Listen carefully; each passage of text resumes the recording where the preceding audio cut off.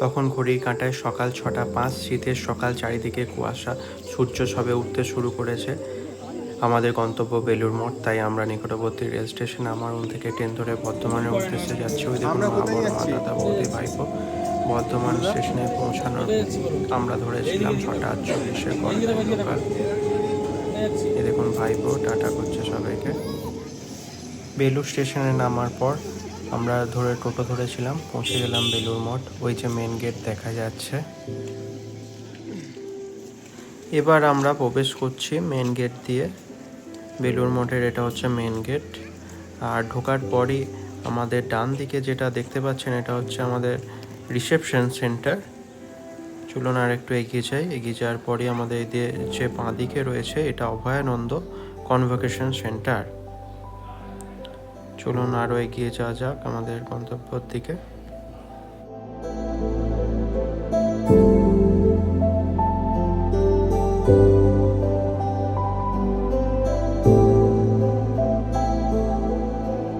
এটা হলো রামকৃষ্ণ সংগ্রহ মন্দির। খোলা থাকে সকাল 8:30 থেকে 11:30, আবার বিকালে 3:30 থেকে 5:30 অবধি খোলা থাকে।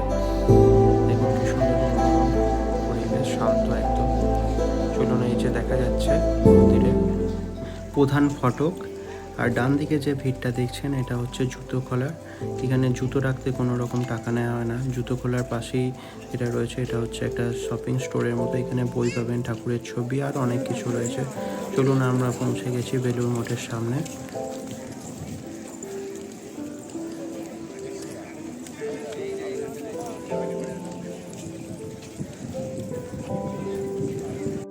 আপনারা মন্দির দর্শন করার পরই কিন্তু চলে আসবেন মঠ অফিসে, কারণ এখান থেকে ভোক্তার কুপন নিতে হবে আপনাদের।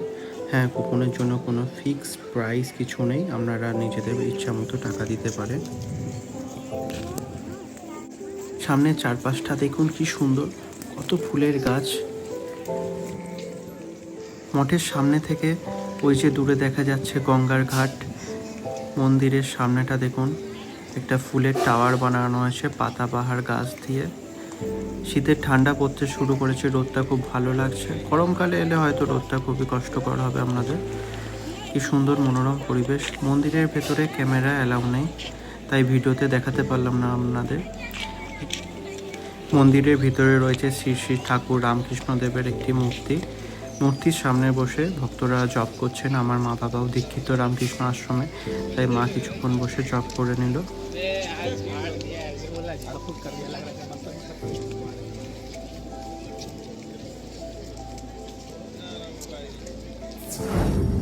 চলুন এবার যাওয়া যায় গঙ্গার ঘাটের দিকে। এটা হচ্ছে গঙ্গার ঘাট। এখানে ভক্তরা এসে স্নান করে। ওই দেখুন দূরে একটি লঞ্চ যাচ্ছে, মানে এই পাশেই ফেরিঘাট আছে।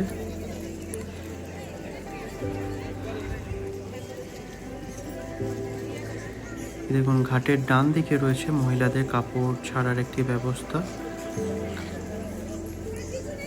ঘাটের পাশে ব্যানারে লেখা আছে এখানে কেউ কাপড় কাচবেন না। আর এখানে যে ঘাসগুলো রয়েছে, ঘাসেতেও কেউ কাপড় মেলবেন না, এবং কেউ যদি মেলে তা ওদের সিকিউরিটি গার্ড এসে সেটা তুলে নেওয়ার জন্য অনুরোধ জানাচ্ছেন। চলুন এবার যার গঙ্গার ধারে গাছের ছায়াতে একটু বসি। ওহ, কি সুন্দর মনোরম পরিবেশ, এবং গঙ্গার হাওয়া খেতে খেতে ঘন্টার পর ঘন্টা বসে কাটিয়ে দেয়। দেখুন দূরে শহর, মাঝে গঙ্গা, আর বাঁদিকে বেলুড়। অপূর্ব দৃশ্য। চলুন এবার ওঠা যাক, আপনাদের একটু ঘুরিয়ে আনি মন্দিরের সাইড ভিউটা। দেখুন কি সুন্দর লাগছে। ভক্তরা যে ওইদিকে যাচ্ছে, ওইদিকে হচ্ছে প্রসাদ খাওয়ার জন্য লাইন দিতে হয়। 11:30 থেকে প্রসাদ বিতরণ শুরু হয়ে যাচ্ছে। তবে 12:30টার মধ্যে আপনারা যে কোনো সময় প্রসাদ পেয়ে যাবেন। তবে কিন্তু প্রসাদ খেতে যেতে বেশি দেরি করবে না, এদের কিন্তু টাইম খুবই মেনটেন করা হয় প্রসাদ ভোগ বিতরণের সময়টা। ওই যে দূরে রয়েছে যেটা দেখলেন, ওটা হচ্ছে প্রসাদ খাওয়ার জন্য ভিড়ের লাইন। এইখানে সবাই বসে আছে, ছবি তুলছে। আবার একটি স্টিমার পেরিয়ে যাচ্ছে। ফুলটা কি অদ্ভুত দেখতে না? এরকম ফুল আমি আগে দেখিনি। কেউ একজন বলেছিল এটা নাগচম্পা, আমি ঠিক জানি না। আপনারা কেউ জানলে এটা নাম আমাকে কমেন্টে জানাবেন। দেখুন এক দাদা বসে বসে ছবি আঁকছে, কি সুন্দর আঁকছে। ওই যে দূরে মন্দিরটা, ওটা হচ্ছে ওম মন্দির। আমার ভাইপোর সামনে দাঁড়িয়ে দাঁড়িয়ে দেখছে।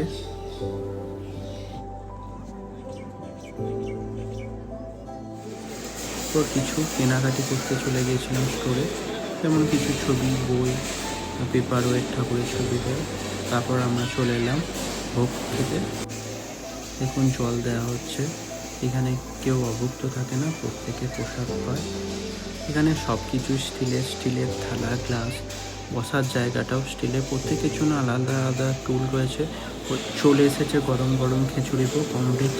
খিচুড়ির সাথে ছিল কুমড়োর তরকারি, কুমড়োর চাটনি, পায়েসকে। আমরা চলে এলাম নিবেদিতা ভবনে। ওখানে ভক্তদের বিশ্রাম নেওয়ার জন্য ফ্রিতে ব্যবস্থা আছে, খুবই পরিষ্কার। আবার 3:30 বাজলে মন্দির খুলবে ভক্তদের জন্য।